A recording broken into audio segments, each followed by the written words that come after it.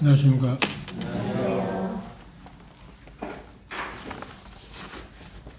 예고해드린 대로 오늘 10월 초부터 히브리서 11장의 말씀을 생각하겠습니다.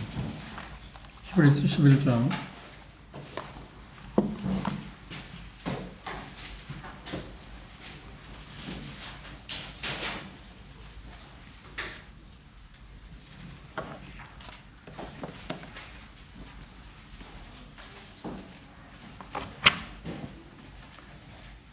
우리 11장 1절, 2절 함께 읽겠습니다. 1절하고 2절입니다. 우리 11장 1절, 2절 함께 보겠습니다. 잘했으면 읽겠습니다. 시작.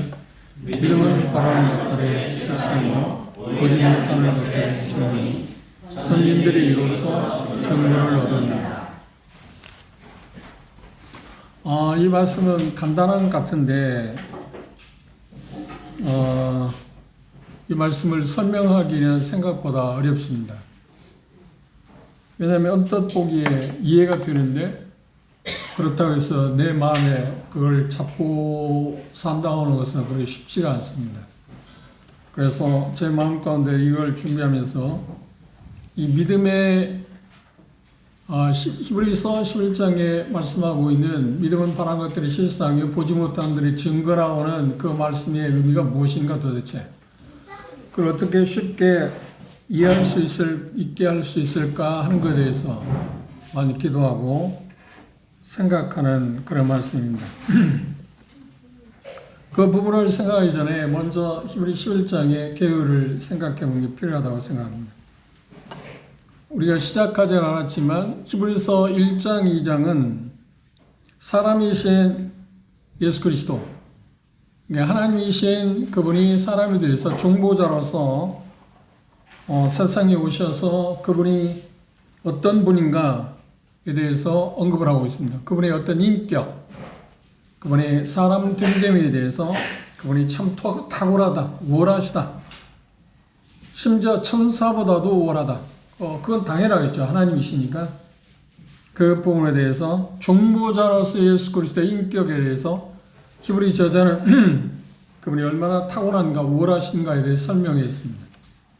그리고 3장 1절에서 4장 15절은 예수 그리스도의 어떤 사명, 예수 그리스도 받으신 사명을 완수하는 일에 있어서 모세보다 여호수아보다 훨씬 우월하다, 탁월하다고 하는 부분에 대해서, 능가한다고 하는 부분에 대해서 이야기를 하고 있습니다. 그 다음 5장 1절부터 10장 끝부분까지는 예수 그리스도의 제사장직에 관한 것입니다. 대제사장으로서 그분이 사역하는 그 결과가 구약의 대제사장들 제사 제도 그 완전히 다르다, 확실히 탁월하다, 우월하다고 하는 것을 설명합니다. 그리고 오늘부터 생각하는 11장에서 12장, 13장은 그것에 근거해서, 그러니까 히브리서 1장에서 10장까지 나온 그 교리적인 부분에 근거해서 적용하는 부분에 대해서 믿음 생활을 어떻게 할 건가? 쉽게 말하면 믿음의 삶은 어떤 것인가? 믿음으로 산다는 것은 무엇을 말하는가에 대해서 설명하기 위해서 지금 히브리서 11장, 12장, 13장에서 언급을 하고 있습니다. 그런데 특별히 12장에서 예수 그리스도를 바라보자고 하는 그 표현을 통해서 예수님께서 우리가 믿음 생활할 때, 히브리 그리스도인들에게 지금 쓰고 있습니다. 믿음 생활할 때 예수님이 우리에게 모본이다, 답안이다고, 모델이라고 표현하고 있습니다. 그 이유가 뭐냐면 그분이 우리가 믿음 생활할 때 그분이 믿음을 온전히 성취한 것처럼 우리도 그런 믿음을 성취하고 결국 영원한 구원의 목적지에 우리가 도달하게 될 거다. 그런데 그것이 우리 힘이 아니라, 자의적인 힘이 아니라 성령님의 도우심으로 말미암아서 그 믿음의 경주를 완주하신, 그렇죠, 완전히 성취하신 예수 그리스도의 도움으로 말미암아서 우리가 동일하게 그 일을, 우리도 믿음의 경주를 완주할 수 있다라고 이야기하고 있습니다. 그런데 히브리 저자가 히브리서를 쓴 이유에 대해서 우리가 주목하는 게 대단히 중요합니다. 그러니까 히브리 저자가 누구냐고 하는 것에 대해서 설왕설래 합니다. 바울일 거라고 이야기하는 사람도 있고, 아니야, 그의 필체나 진행되는 그런 모습을 보면 바울이 가깝다고 생각하는 사람이 있는가 하면 아닐 거다. 그의 수제자, 믿음 아래 참 아들이라고 하는 디모데가 아마 썼을 거라. 그런데 저자에 대해서는 확신을 하지 못합니다. 분명하게 말하고 있지 않기 때문에. 그런데 그 수신자는 누구냐면, 성경을 해석하는데 가장 중요한 게 뭐냐면 최초의 수신자에게 이 말씀의 의미가 뭔가를 생각하는 거예요. 지금 20세기 사람은 우리에게 뭘 말씀하고 있는가를 생각하는 게 아니고 최초의 수신자에게 이 말씀은 어떤 의미인가를 우리가 생각하는 것입니다. 그것이 성경 해석에서 가장 중요한. 그 다음 그 최초의 수신자들에게 말씀한 의미를 우리와 비교해보거나 아니면 적용해서 성경을 해석하는 게 중요한 겁니다. 그런데 우리는 이 가장 기초적인 것을 버리고 성경을 읽을 때 당장의 최초의 수신자들에게 의미한 바가 뭔가를 생각하지 않고 나에게 이 말씀이 뭘 이야기하지? 하고 생각하기 때문에 심각한 문제를 초래합니다. 언뜻 보기에 대단히 좋은 것처럼 보입니다만 전혀 다른 것입니다. 그래서 최초의 수신자에게 이 말씀을 하신 의미가 무언가를 생각해 보는 것. 그래서 역사적인 관점이나 문화적인 관점이나 그 다음에 우리가 계속 강조하고 있는 것처럼 문자와 문맥을 통해서 최초의 수신자에게 이 말씀이 뭘 의미한가를 생각하는 것이 대단히 필요합니다. 이게 기초적인 부분입니다. 최초의 수신자는 유대인들입니다. 히브리인들. 히브리라고 하는 말은 강을 건너왔다. 그러니까 아브라함에 대해 지칭할 때 갈대우르에서 가나안까지 거쳐왔기 때문에 그 지역에 있는 주변에 있는 사람이 아브라함을 가리켜서 뭐라고 그러냐면 히브리이다. 먼 데서 옮겨온 사람이라고 하는 별칭이 뭐냐면 히브리라고 하는 말입니다. 그래서 그걸 근거로 해서 유대인들, 이스라엘 백성들을 정확히 말하면 이스라엘이라고 하는 말은 야곱의 12아들 가운데 이삭의 2아들 가운데 에사하고 야곱이 있었는데 야곱의 이름이 바뀌어져서 하나님께서 이스라엘이라는 말이 문자적인 의미는 하나님의 황태자 여러 가지 의미가 있어요. 문맥을 보시면 어떤 표현이냐면 하나님에 의해서 다스림 받는 사람. 이게 이스라엘입니다. 지금 우리가 존재하고 있는 역사에 지금 계속 전쟁이 일어나고 있지 않나요? 세 지역에 지금 전쟁을 하고 있습니다. 그리고 전략가들은 말하기를 지금 이스라엘에 무슨 절기냐면 장막절입니다. 10월 초가. 그래서 이 장막절기가 끝나면 이란을 공격할 거다. 그런데 이란을 공격하는데 두 가지 지역을 지금 말하고 있습니다. 하나는 핵시설, 하나는 유전. 그걸 공격할 거다. 이야기하는데 어느 쪽을 공격할지는 우리가 모릅니다. 그런데 분명하게 이 절기가 지나면 장막절이 지나면 공격할 거다. 그건 우리가 눈에 봐도 뻔한 일입니다. 지금 그 말은 뭐냐면 여기 히브리서 11장에 있는 믿음은 바라는 것들을 실상에 보지 못하는 것들을 증거하는 말과 지금 같은 연관되어 있습니다. 이스라엘 사람들은 지금 이스라엘 지구촌에 사는 이스라엘은 이는 이로 눈은 눈으로 하라고 하는 게 하나님의 말씀에 의해서 자기들이 당한 것에 비해서 배로 갚아준다. 항상 갚아준다 하는 것이 갚아줘야 한다는 것이 하나님의 구약적인 배경이기 때문에 그들은 어떠한 일이 있어도 꼭 그 일을 합니다.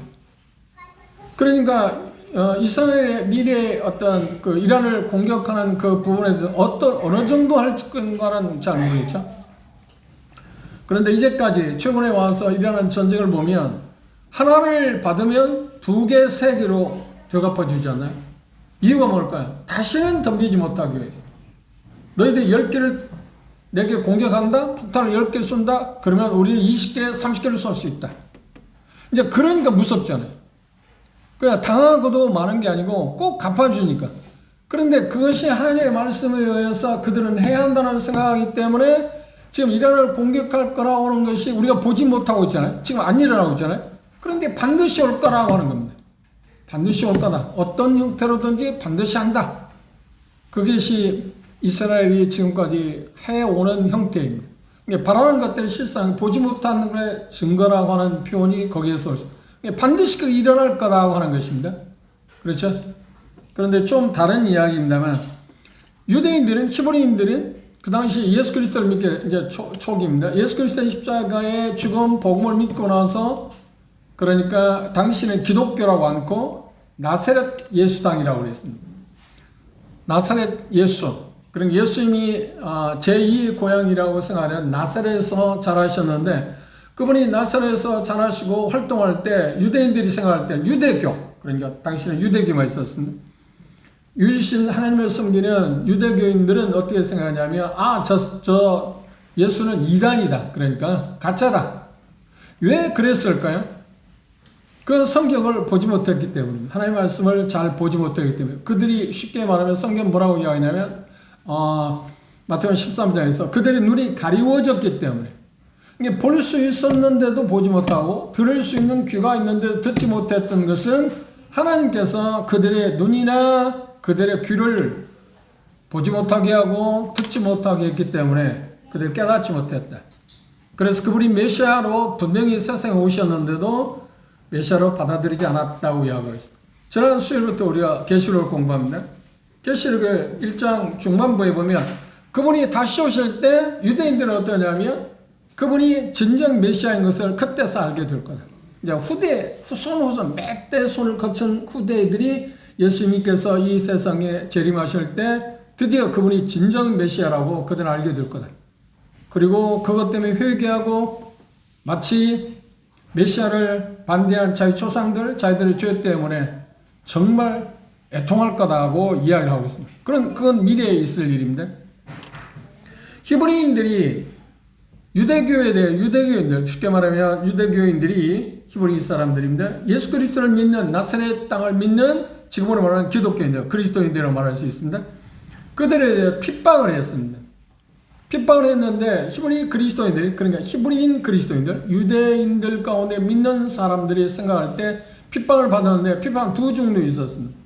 하나는 물리적인 것입니다. 유대인들 가운데 히브리인들 가운데 예수님을 믿게 되면 출교를 시켰습니다. 출교를 시켰다는 말은 뭐냐? 오늘날 우리가 생각하는 출교하고는 좀 다릅니다. 모든 경제 활동을 하지 못하게 합니다. 다시 말하면 쉬운 말로 하면 오늘날 말하면 자기가 기독교인이 됐을 때 예수님을 믿었다고 할 때 메시아로 받아들였다고 할 때 그때 당시에 예수 그리스도를 메시아로 받아들였으니까 그 히브리인들이 예수 그리스도를 받아들이게 되면 오늘날 마트 가서 물건을 살려면 그 사람이 돈을 아무리 많이 준다 팔아요 안 팔아요? 안 팔아요. 경제활동을 못하게. 이게 무서운 일이죠. 그런데 그런 상황에서 예수 그리스도를 믿으려고 하는 사람이 있을까요? 예수 그리스도를 믿으려고 하지 않을 겁니다. 그럼 믿은 사람들 마음 가운데 갈등이 있었어요. 처음 믿게 되었을 때 처음부터 그런 걸 그렇게 하진 않았잖아요. 믿고 나니까 그런 일이 닥쳐오니까 어떻게 할까요? 우리가 뭔가 잘못했다. 그래서 기독교로 돌아왔다가 어디로 돌아가기를 원하냐면 다시 유대교로 돌아가기 시작했습니다. 그래서 히브리 저자는 그런 히브리 그리스도인들에게 그들 가운데 가짜도 있고 진짜도 있습니다. 그렇죠?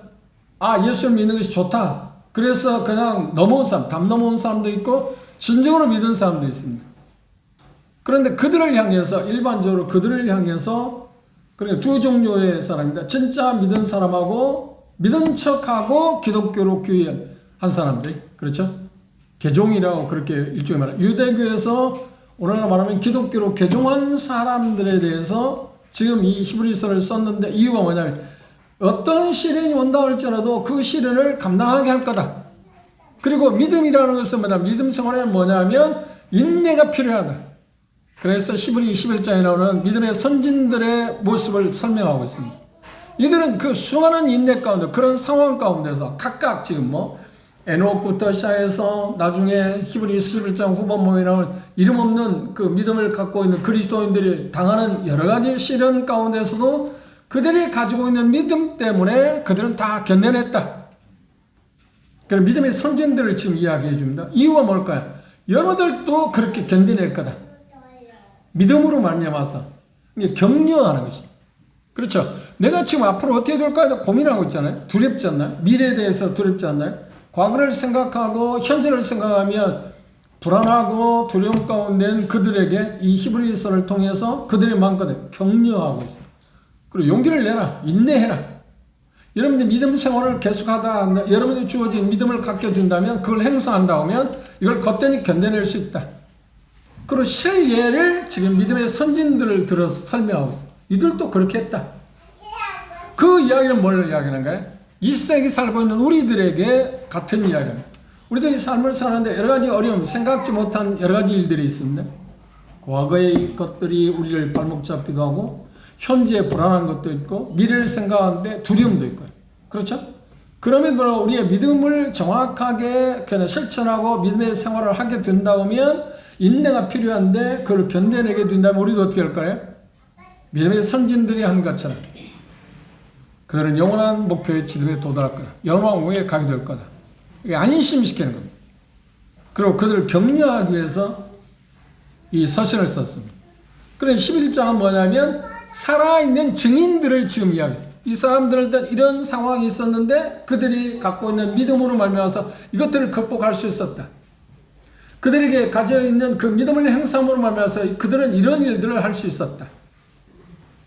그러니까 정확히 말하면 히브리 11장은 믿음이 뭐냐 정의를 말하는 게 아니고 믿음의 삶, 믿음을 가진 사람들은 어떤 삶을 살아낼 수 있는가 라고 하는 문제에 대해서 지금 이야기하고 있습니다. 그리고 두 번째, 히브리인들이 당하는 시련 가운데 어떤 거냐면 당시에 아직 히브리서가 쓰여졌을 때 노아에 의해서 예루살렘 멸망하기 직전입니다. 그러니까 유대인들이 볼 때, 히브리인들이 볼 때 대제사장도 있습니다. 제사장도 있습니다. 성전도 있습니다. 아직 불타지 않았으니까. 그런데 예수 그리스도를 믿게 되었을 때 자기들이 보이는 대제사장이 없잖아요. 그렇죠? 제사장도 없잖아요. 성전도 없잖아요. 의식도 없잖아요. 단지 모여서 매주 안식구 첫날 모여서 떡과 잔을 떼면서 예배 드리는 것으로 초대교회가 시작되었습니다. 유대인들이 그걸 본 거예요. 그런데 눈을 들어서 보니까 성전도 없어요. 성전이 그 화려한 성전, 그죠? 그리고 제사장도 없어요. 그리고 이제까지 자기들 민족적으로 그 종교를, 유대교를 전통적으로 지켜왔는데 그게 안 보이는 거예요. 눈에 보이는 게 아니에요. 그렇죠? 유대교는 눈에 보이지 않아요. 성전도 보이고, 대제사장도 있고, 제물도 있고, 그렇죠? 매일, 아니면 속죄일날, 7월달, 아니면 6월절, 계속해서 소나 염소, 또 양을 통해서 제사를 유대인들이 드렸는데, 자기들도 그런 사람들이었습니다. 그런데 기독교로 돌아오다 보니, 귀하다 보니, 개종하다 보니까 눈에 보이는 게 없어요. 그런데 그들은 유대교인들한테 그게 눈에 보이는 거 있잖아요. 그것 때문에 갈등이 있어요. 뭐 때문에 갈등이 있을까요? 믿음이 아니라 눈에 보이는 것을 생각하게 되니까 갈등이 온 거야. 우리에게는 아무것도 없네. 대제사장도 없고 성전도 없고 제사장도 없고 나를 대신에 제물 드릴 사람도 없고. 그래서 히브리서에서는 이야기를 그래서 예수님의 대제사장 제도에 대해서 그분이 하신 일에 대해서 언급을 해요. 그리고 눈에 보이는 제물이 없는 대신 그분이 제물이다. 눈에 보이는 제사장이 없는데 그분이 대제사장이다. 그리고 그분이 십자가에서 그 일을 성취하셨다. 그래서 그걸 자세하게 설명하는 이유가 그것 때문에. 왜? 그 이야기를 들을 때 그들은 믿음을 갖게 되면 이게 중요한 게 아니라 눈에 보이는 게 중요한 게 아니구나. 우리는 눈에 보이는 것에 사는 게 아니라 바로 믿음으로 사는 거다. 믿음으로 산다는 말이 뭔가요? 히브리서 11장에 있는 거예요. 믿음은 바라는 것들을 실상이요 보지 못하는 것들의 증거라고 해서 확정해서 말하는 겁니다. 그럼 이 말의 의미가 뭘까요? 잠시 후에 생각하고. 두 번째, 히브리인들이 핍박을 받으면서 갈등이 있었던 게 뭐냐면 조금 전에 이야기한 것처럼 그렇죠? 첫 번째 뭐라고 했나요? 출교를 당했어요. 그 일상생활이 어렵게 된 거예요. 그게 얼마나 힘들겠습니까? 두 번째, 종교적으로 그런 어려움을 당했어요. 그런 어려움 가운데 그들을 향해서 이 히브리 저자는 아니야. 여러분 믿고 있는 믿음이 허무한 게 아니라 여러분 믿고 있는 그 믿음이 허무한 게 아니라 진짜다, 확실하다 라고 하는 것을 지금 말해주고 싶어서 그 결과는 뭐 때문이라고 해요? 그들을 위로하고 격려하기 위해서 이 히브리서를 썼습니다. 그래서 말씀드린 것처럼 서론에서 말씀드린 것처럼 예수님은 어떤 분이라고 해요? 천사보다도. 유대인들이 있어요. 우리는 천사의 개념이 종교적으로 없기 때문에 그렇습니다만 그들의 천사의 개념은 정말 엄청납니다. 근데 천사보다 그분이 뛰어난 분이라고 메시지를 들을 때 1장 2장에서 그때 그들의 마음가운데 내가 믿는 예수님은 이렇게 우리 유대교에서 숭배해왔던 그 천사보다는 더 월등한 탁월한 분이라는 것을 생각하고 이제 위로를 받을 수 있겠죠. 그리고 유대인들에서 가장 존경하는 분이 누구냐면 모세였는데 모세보다 더 탁월하다. 모세가 한 사역에 비해서 예수님이 한 사역이 더 탁월하다. 그리고 또 두 번째 인물이 누구냐면 유대인들 가운데 중요한 여호수아입니다. 여호수아도 탁월하다. 히브리서 4장에서는 그 모세하고 여호수아를 비교해서 예수님에 대해서 이야기합니다. 모세나 여호수아는 집에 어떤 하인, 종으로서 일을 했지만, 사역을 했지만, 예수님은 어떠냐면 집 주인으로서 일을 하신 분이다. 전혀 다르죠. 주인하고 종은 아무리 종이 위대하다 할지라도 주인만큼 따라갈 수는 없잖아요. 여전히 그들은 종이니까. 그걸 이야기해서 히브리 그리스도인들에게 안심을 시킵니다. 그리고 용기를 주었습니다. 그리고 끝으로 이야기한 것처럼 예수님이 제사장직을 완수한 것, 완벽하게 성취한 것에 대해서 언급하는 이유가 뭐냐면 그들의 유대교에서 눈에 보이는 대제사장도 성전도 없지만 결국 하늘에 있는 성전에 눈에 보이는 성전이 중요한 게 아니라 하늘에 있는 성전에 그분이 피를 가지고 들어가셔서 속죄 사역을 완성했다. 그래서 다시는 제사 드릴 필요가 없다. 이유가 뭐라고요? 그들은 유대교에서 제사 드리는 것은 매년 제사를 드리는 이유가 뭐냐면 죄사함의 문제를 해결하지 못했기 때문이다. 그래서 매년 제사 드리는 이유는 자기들의 죄를 기억하기 때문에 제사를 드리지 않겠나요? 그런데 예수 그리스도의 십자가의 희생은 단번에 그리고 영원한 효과가 있기 때문에 다시 제사 드릴 필요가 없다. 그 결과는 뭔가요? 그렇지. 우리의 죄를 기억하지 않고 다시는 기소하지 않겠다고 하는 표현을 했었습니다. 그 이유를 그렇게 설명했습니다. 그리고 11장을 설명하기 전에 10장으로 돌아오십시오.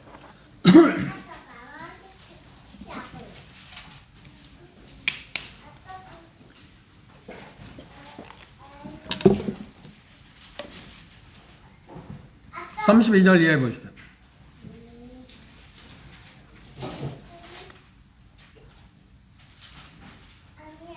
전날에 너희가 빛을 받은 후에 너희는 누군가요? 우리 아닙니다. 지금 히브리인들 가운데 믿는 사람들입니다. 빛을 받았다는 예수 그리스도를 메시아로 믿은 사람들, 믿었을 때 고난의 큰 싸움에 참은 것을 그들은 지금까지 견디어 왔습니다. 계속 어려움이 있는데 견디어 왔습니다. 그런데 그들 중에 다수가 어떻게 했다고요? 유대교로 돌아가고 있는 그 형국이었습니다. 그런데 그 진짜들에게 대해서 그렇게 말합니다.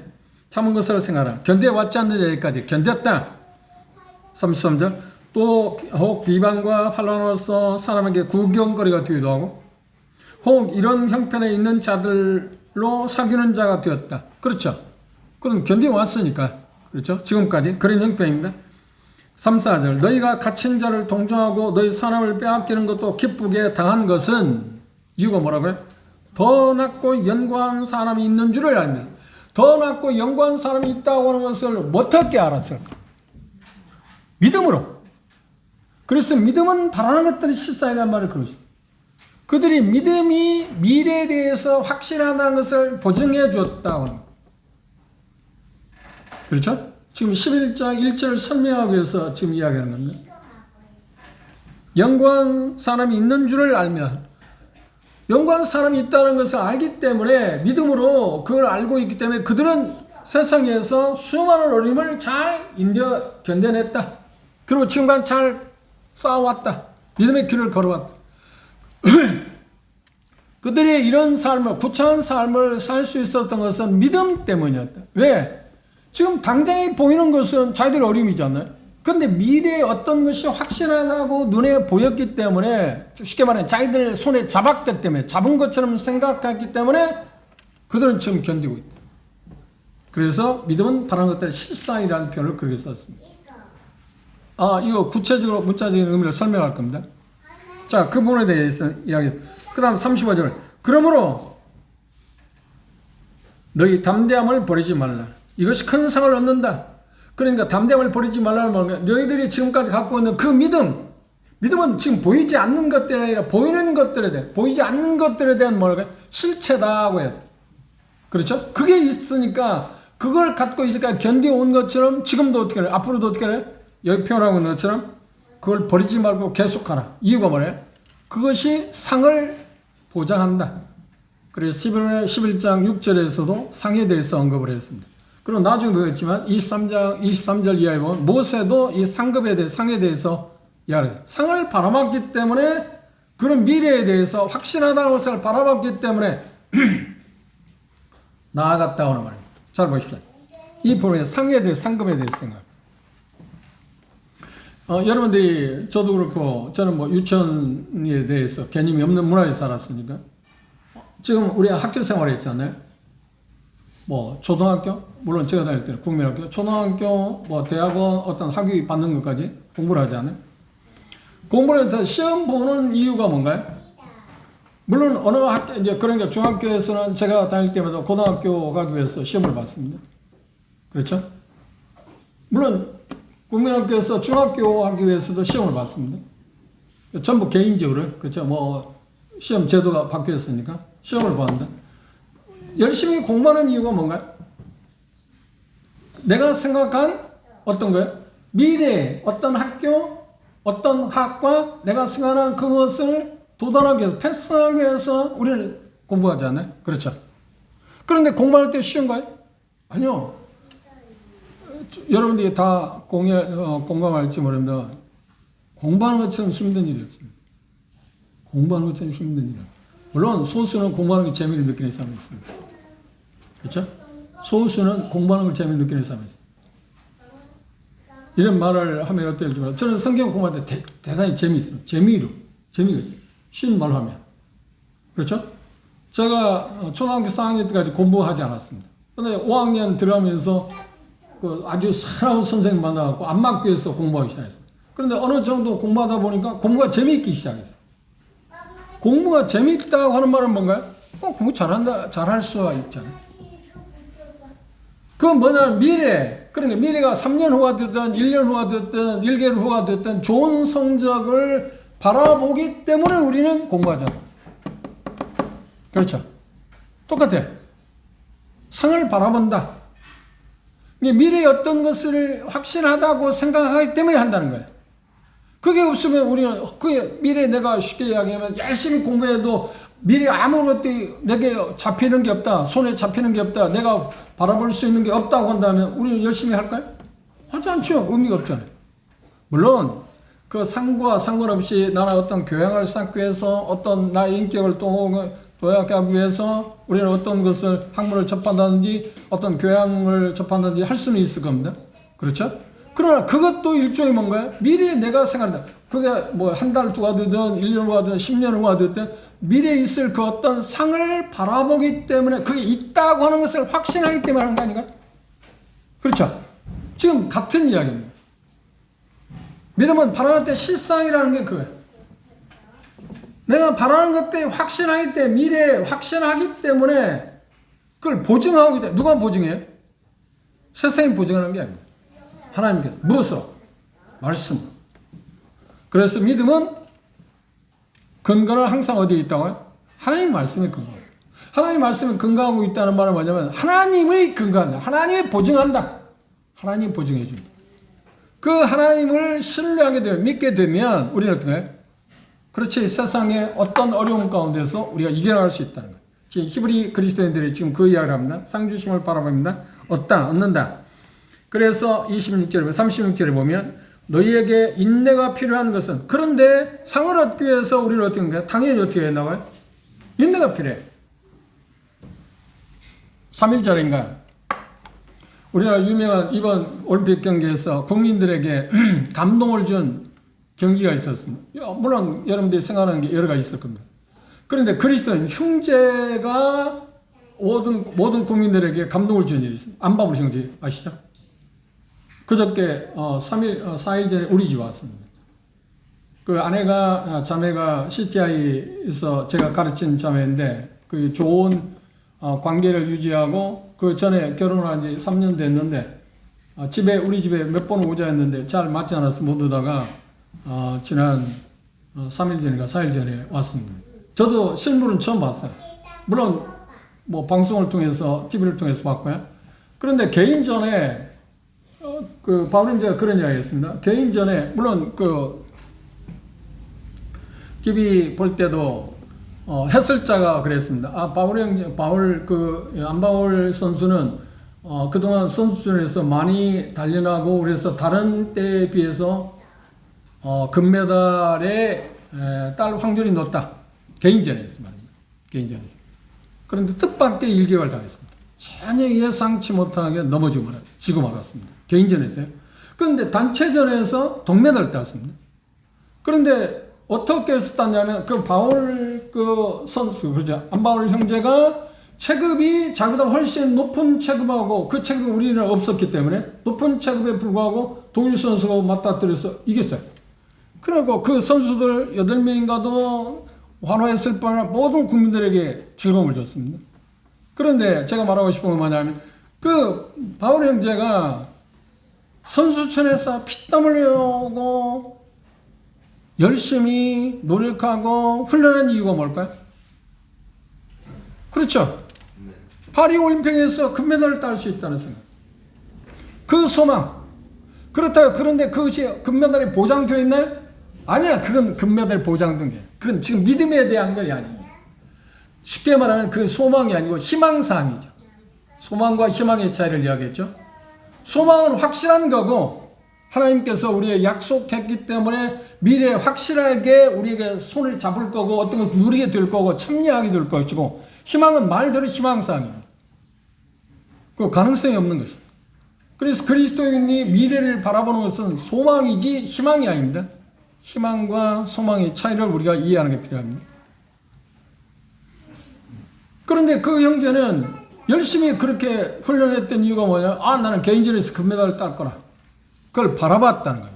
그래서 따지는 못했습니다. 그래 동메달에 그 단체에서 동메달. 그래서 많은 국민들이 그 모습을 보고 아주 대단히 즐거워했습니다. 그런데 바울이 이제 그런 간증을 했어요. 내가 개인전에서 금메달을 땄다고 하면 그때뿐이었을 거다. 물론 그때 모든 국민들이 대단하다 하고 끝났을 거다. 그런데 금메달을 따지 못하고 단체전에서 동메달을 땄을 때 국민들이 느끼는 감정은 훨씬 더 컸다. 그럼 그 형제가 그런 간증을 했습니다. 내가 이제까지 하나님에 대해서 잘못 생각이 있는데 내가 금메달을 따야 하나님께 더 영광이 될 줄 알았는데 이번 일들을 통해서 동메달을 땀으로 인해서 하나님께 더 영광이 되고 국민들에게 즐거움을 줄 수 있던 걸 바라보면서 하나님이 내 생각하고 다르다는 것을 배웠다. 놀라운 간증을 했습니다. 지금 말하고 싶은 건 뭔가요? 모든 운동선수들 고린도서 9장에 이야기한 것처럼 그들이 육체를 불복시키고 계속해서 어떤 목표를 하기 위해서 훈련하는 이유가 뭔가요? 그렇죠. 멸관을 받기 위해서입니다. 그런데 그들의 멸관을 만일에 받는다 할지라도 그 멸관을 뭐라고 하냐? 썩은 거다. 썩었다는 말은 값어치가 없다는 말이니까 일시적인다. 영원하지 않다고나 말을 그렇게 말했어요. 그런데 우리 그리스도인의 삶은 믿음 생활을 할 때 어떤 걸 해갈 때 그건 어떤 거냐? 그건 영원한 거다. 그 영원한 거다. 라고는 이야기를 하고 있습니다. 일시적인 게 아니다. 그걸 히브리 그리스도인들이 이야기했을 때 그 이야기를 들을 때 내가 이제까지 어려움을 겪었지만 더 해야겠구나. 더 열심히 나는 나아가야겠다. 그래서 12장에 믿음의 주여 온전히 계신 예수를 바라보라고 하는 이야기가 그것입니다. 그 부분에서 그렇죠?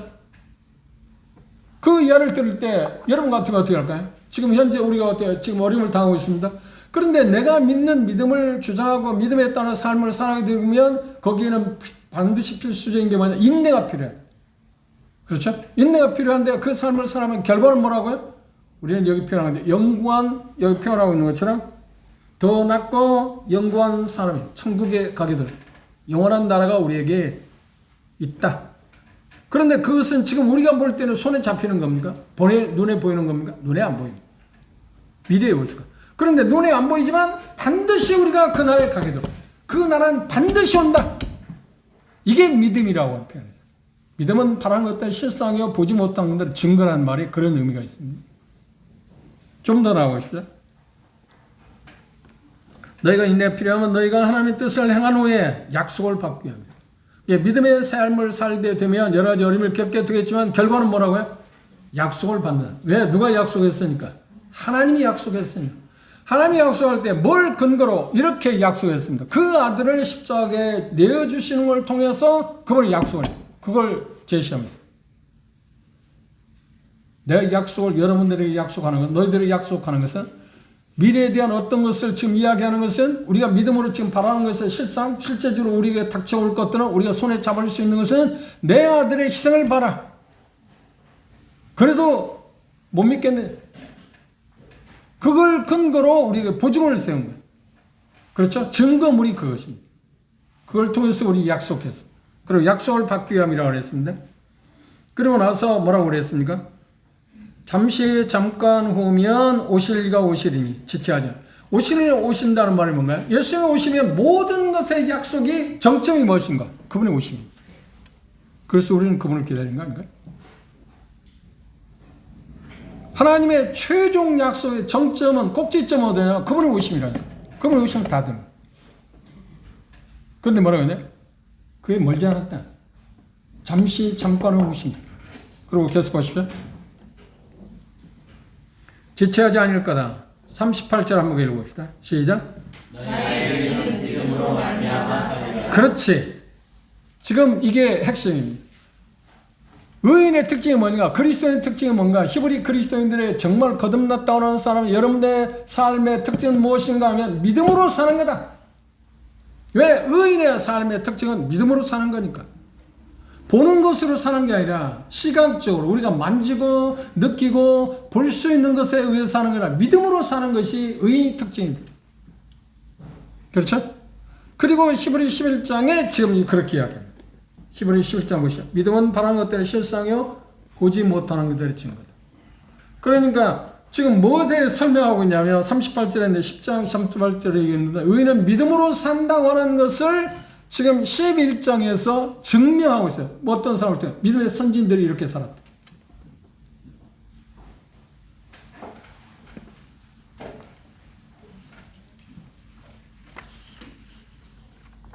그러면 히브리 11장 1절 주목해 보시죠.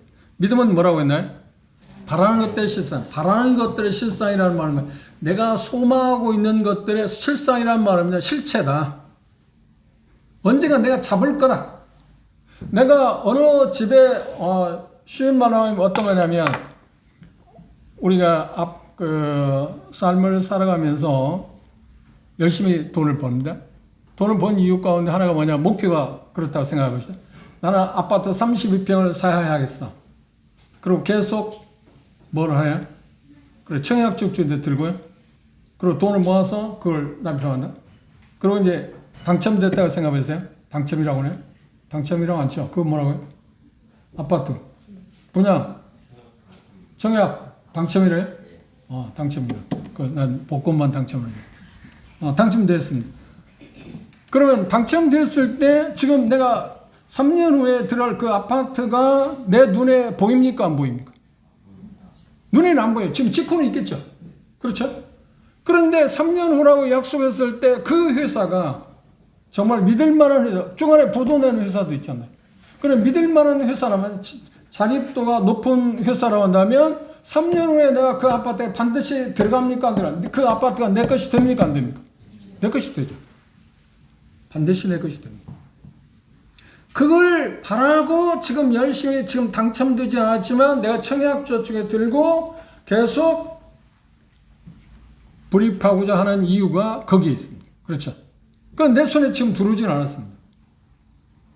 물론 그 과정 가운데 들어가고 해서 이제 청약 순위가 있으니까 당첨을 받아야겠죠. 당첨 받으면 어떤가요? 당첨을 받았을 경우는 어떤 정도인가? 50%는 확률이 있나요? 아마 50%도 확률이 더 높겠죠. 그렇죠? 당첨 받아서 이제 불입을 하기 시작하면 일부분 넣고 중도금 넣기 전에 계약금을 넣게 되었을 때 믿을 만한 회사 같으면 어때요? 100%? 3년 후에 그 아파트 내 것이 됩니까? 안 됩니까? 내 것이 되겠죠. 믿을 만한 회사일 경우에. 그럼 믿을 만한 회사가 아닐 경우는 100% 확률이 있어요? 없어요? 없어. 그런데 우리가 일상생활에서도 그렇게 그런 나름대로 그 믿음을 갖고 살아가는데 하나님이 약속한 것에 대해서 히브리 그리스도인들이 생각할 때는 하나님이 약속한 것에 그렇게 안 믿었다는 거예요. 불안했다는 거예요. 그 히브리 자들은 아니야. 우리가 일상생활을 살아가는데도 그렇게 믿고 살잖아. 바라는 것들에서 실체가 있다고 생각하고 그렇게 살고 있잖아. 그렇죠? 그런데 하나님이 약속한 것이 미래에 내가 확실히 그걸 잡을 수 있을 거라고 생각하는 것이 뭐냐? 실제의 믿음이라는 거야. 믿음은 그런 것이다. 믿음은 그런 거다. 바라는 것들 실상. 실상이라고 하는 말은 다시 말하면 확신이라고 표현할 수 있습니다. 문자적인 의미는 뭐냐면 대상의 본질이나 실체를 가리킵니다. 바라는 것들의 실상, 확신이라고 표현하는 대상의 본질이나 실체를 가리킨다. 그러면 믿음은 바라는 것들의 실상이라고 할 때 내가 생각하고 있는 실체와 같은 거다. 뭐가? 믿음은 그걸 지금 내가 눈에 보이지 않고 내가 잡지는 못하고 있지만 언젠가 꼭 잡을 거나 생각하는 것이 뭐라고요? 그 믿음이다. 누가 약속했으니까? 하나님이 약속했어요. 그 믿음이 있으니까 어떻게 했다고요? 우리가 이제 처음에 보였죠. 믿음의 선진들은 그걸 바라보고 여전히 악조건 가운데서 그걸 다 견뎌내고 그들이 가지고 온 믿음으로 말하면서 놀라운 일을 할 수 있었다고 말합니다. 결론은 뭘까요? 이런 사람들도 이 믿음의 선진들도 이렇게 믿음으로 말하면 믿음을 행사하며 이렇게 살았기 때문에 여러분도 당당하게 담대하게 그렇게 살아가게 되면 인내하고 견디게 되면 어떻게 해요? 그 자리에 그 곳에 도착할 거다.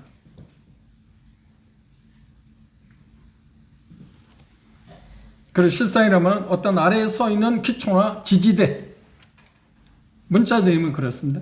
그런 바라는 것들의 지지대나 기초가 된다. 뭐가? 믿음이. 견고하다. 흔들리지 않는다. 그런데 불신자들은 어떤가요? 그게 보이지 않는데? 만질 수 없는데? 의식할 수 없는데? 내 이상으로 계산에 맞지 않는데? 그렇죠? 그런데 반대로 믿음을 가진 사람은 그렇죠. 계산에 맞지 않아요. 보지도 않았어. 보이지도 않아. 듣지도 못한 거야. 그런데 그걸 어떻게 해요? 실제로 내게 있을 거라고 받아들여. 그걸 믿음이라. 그 믿음이라. 그게. 두 번째. 바라는 것들의 실상에 보지 못하는 것들을 뭐라고요? 증거라고 그랬습니다. 증거라고 하는 말은 문자적인 뭐냐면 사물이 진품임을 보여주는 시험이나 어떤 실험을 뜻합니다. 어떤 것을 거쳐내서 이게 진짜야. 가품이 아니고 진품이야.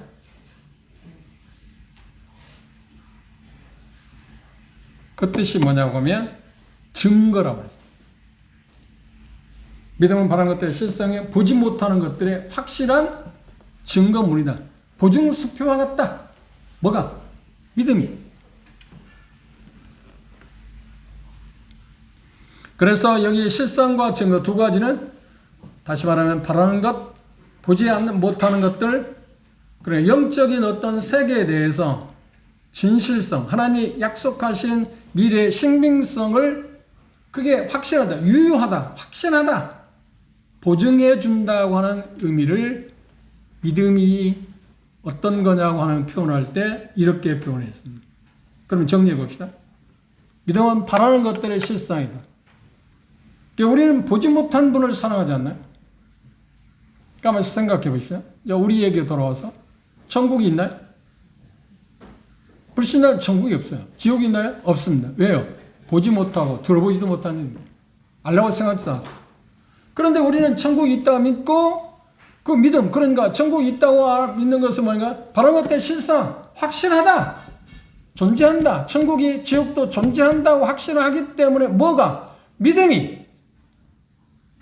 그것에 의해서 우리는 살아가요. 그렇죠? 그런데 하나님이 역사적으로는 예수 그리스도 이 세상 오셔서 다녀가신 지구촌에 우리가 살고 있지만 보지 못했잖아요. 그런데 그분은 우리를 사랑해요. 왜요? 그분은 확실히 살아계신 분이라고 우리는 믿기 때문에. 믿음이 그렇게 역할을 한다. 믿음을 갖지 않은 사람은 그거 보이지 않는데 그걸 어떻게 믿어? 그런데 보이지 않는 분을 어떻게 사랑해? 보이지 않는 것을 우리가 기대하고 살면서 산다? 그건 말이 안 돼. 그렇죠? 그런데 믿음은 어떤 거야? 아니야, 그건 사실이야. 이게 사실이라고 하는 말이야. 믿음이라는 것은 어떤 거냐면 우리가 바라는 것들이 사실이고 보지 못하는 것들이 보증이다. 누구도 변개할 수 있는 게 아니다. 확실한 거다. 라고 하는 것을 이렇게 어렵게 표현을 했습니다. 그렇죠? 그런 부분을 좀 전에 말씀드린 것처럼 10장 후반부를 연결해서 여러분들이 보시면 지금 그 뭘 말하는지 어느 정도 여러분들이 좀 잡을 수 있을 거라 생각합니다. A.W. 토저는 뭐 이렇게 말했습니다. 참된 그리스도인은 본 적도 없는, 그렇지, 본 일이 없잖아요. 베드로후서도 그런 말을 했습니다. 본 적도 없는 분을 향해서 최선의 사랑을 느낍니다. 그리고 그런 사랑을 그분에게 쏟습니다. 보이지 않는 분이 매일 친밀하게 그분에게 우리는 기도하고 그분과 상임을 나누고 있습니다. 대화하다. 그죠? 그리고 보이지 않는 것을 보고 들리지 않는 것을 우리는 듣고 있고 그것이 내 삶의 최선이라고 생각하고 살아가고 있습니다. 참된 그리스도인. 그렇죠? 지금 몇 대, 유엔 사무총재 몇 대인지 아십니까, 혹시? 모르는 분, 젊은 사람들 빨리 그 인터넷 알 겁니다. 제2대 유엔 사무총장을 지냈던 다그 한마술드라는 사람이 있습니다. 그 사람 자기 일기책에 이렇게 써놨답니다. 그는 아무도 가지 않는 길 가운데 편하게 길을 가고 있습니다. 이유는 하나다. 따라주거나 하지 못해서 이해하는 사람이 하나도 없음에도 불구하고 자기가 가는 길에 대해서 따라주거나 이해하는 사람이 있는지 물어보지도 않고 자기 삶을 묵묵히 걸어가고 있다. 이유는 다른 사람의 인정이 필요하지 않기 때문에 다른 사람이 어떻게 생각하느냐도 관심이 없고 단지 그가 갖고 있는 믿음이 그의 삶을 이끌어가고 있을 뿐이다. 자기 자신에 대해서 그렇게 표현했어요. 쉬운 말로 어려운 표현입니다. 그러니까 한마술드라는 사람은 히브리 11장 1절의 말씀을 자기 삶에서 그렇게 이해했는지도 모릅니다. 믿음은 바라는 것들의 실상이요 보지 못하는 것들의 증거라고. 그래서 우리는 여기 표현하고 있는 것처럼 믿음으로 말미암아서 우리는 하나님께 나아갑니다. 그리고 하나님이 존재한다는 사실을 믿고요. 우리가 알고 있는 것처럼 천국이 있다는 것도 믿고요. 또 지옥이 있다는 것을 알고요. 안다. 그렇죠? 그럼 확신한다. 확신한다는 말이 뭔가요? 지옥은 언제 오는가요? 그렇죠. 요한계시 입장에 보면 크고 흰 보좌의 심판이 있은 다음에 모든 아담부터 그때까지 살아있는 죽은 모든 사람 믿지 아니하는 사람들이 자기 죄에 따라서 지옥 심판을 받는다고 하나님은 말씀하셨어요. 그러니까 그것이 확신하다는 것을 우리는 말할 수 있는데 그게 뭐라고요? 믿음은 바라는 것들의 실상이고 보지 못하는 데 확실한 보증이기 때문에 믿음으로만 그걸 할 수 있다. 믿음으로만. 믿음이 그 역할을 한다는 겁니다. 결론적으로 말하면 여기 히브리서 11장에 믿음은 바라는 것들의 실상이고 보지 못하는 증거라고 말씀을 믿음이 이런 거야 라고 믿음의 정의를 말하는 게 아니라 믿음은 어떤 역할을 하는가에 대해서 설명하기 위해서 이야기했을 뿐입니다. 믿음은 한마디로 말하면 정의를 내리면 뭔가요? 그렇죠. 하나님을 신뢰하는 거 아닌가요? 무엇에 의해서? 그분이 말씀한 말씀을 근거로 우리는 하나님을 신뢰합니다.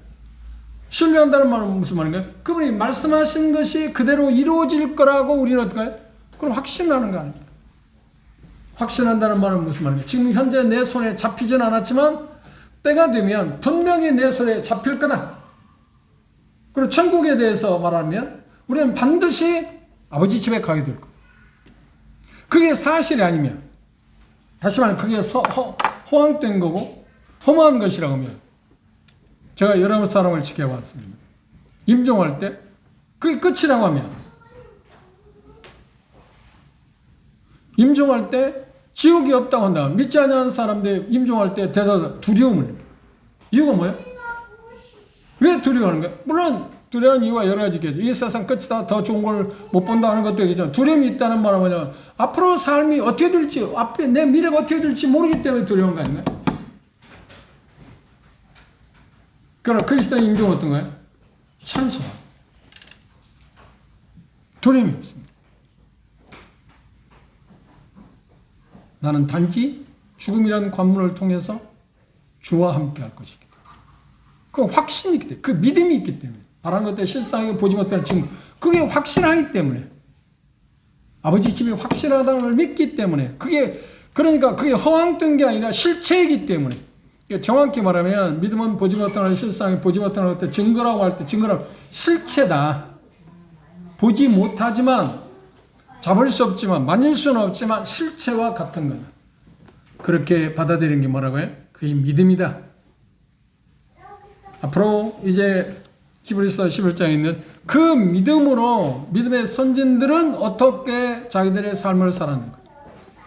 그 이유를 설명하는 이유가 뭐라고요? 이걸 기록한 이유가 뭐라고요? 히브리 그리스도인들에게 자기들이 지금 당하고 있는 여러 가지 시련 가운데서 그들이 갖고 있는 믿음을 행사하게 되면 믿음의 선진들처럼 그런 영광스러운 삶을 살 수 있다고.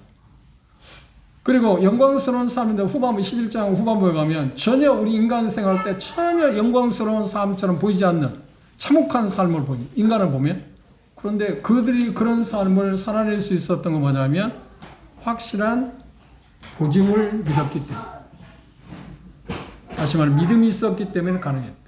그러니까 믿음은 모든 것을 가능하게 한다고 하는 거예요. 어떤 시련 가운데서 어떤 것을 기대하는 것, 그것도 다 성취할 수 있게 하신다. 누가? 하나님. 그러니까 믿음에 대한 대상은 뭐냐면 하나님이시고, 믿음의 근거로 되는 하나님 말씀이고, 하나님 말씀한 것을 우리가 신뢰하게 될 때 그건 반드시 실상 우리가 성취하게 될 거다. 잡게 될 거다. 누리게 될 거다. 그날에 참여하게 될 거다. 라고 하는 것이 히브리 11장에서 믿음은 바란 것들의 실상이요 보지 못한 것들의 증거라는 말씀을 통해서 우리에게 제시했습니다. 다음 시간에 계속해서 믿음이 어떤 역할을 하고 있는가를 우리가 생각해 보도록 하겠습니다. 기도합시다.